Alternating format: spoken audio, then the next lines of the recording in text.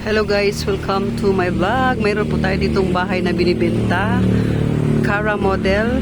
Ang lot area niya is 99 square meter, 3 bedroom. May tubig at ilaw na ito guys. Ayan o. Pasukin natin. Ayan guys, mayroon na siyang terrace. Ito ay pinapabinta ng may-ari. Kasi hindi na siya dito titira. Nasa abroad na siya guys. Kaya kung interesado kayo nito, maganda po ito. Ayan, ang terrace niya. Oh.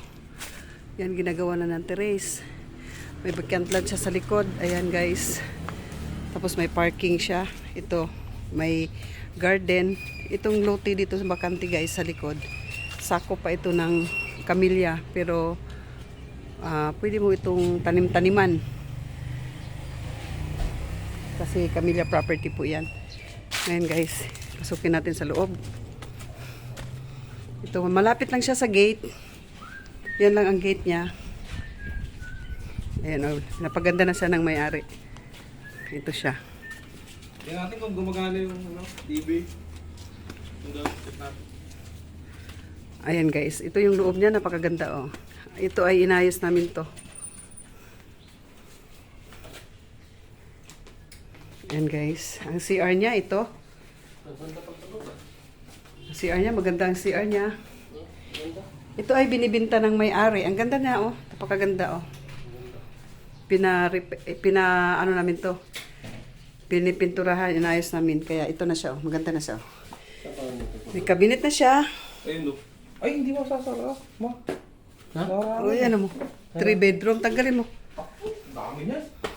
3 bedroom siya, 3 kwarto sa taas. Hello. Ito guys.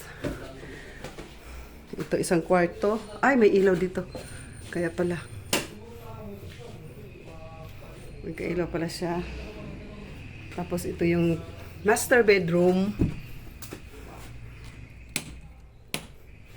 Ayan ang master bedroom. Diretso sa terrace. Ito yung terrace niya guys. Mahirap lang buksan. Ito. Ito yung terrace. Ayan. Ayan yung kapitbahay mo. Ito yung terrace niya. Ayan. Tapos yung hagdan nandun sa baba na. Oh. Yan na. Nakaready na yung lagay ng aircon.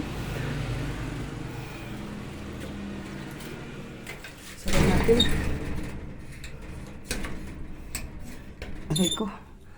Sara natin siya. Ayan. Ito na yung mayroon na siyang cabinet. Ito yung pangatlong kwarto. Ayan, nakabukas palang ilaw. Kaya pala tumatakbo yung kurente. Ayan na guys.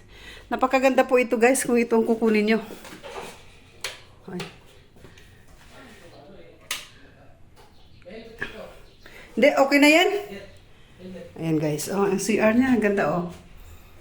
Buo ang tiles. Tapos ito yung hagdan.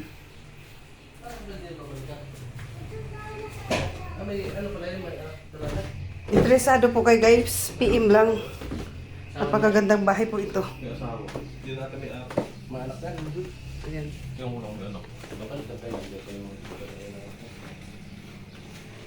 Ayan siya. Kusina. PM lang po kung interesado po kayo dito sa bahay. Not ito.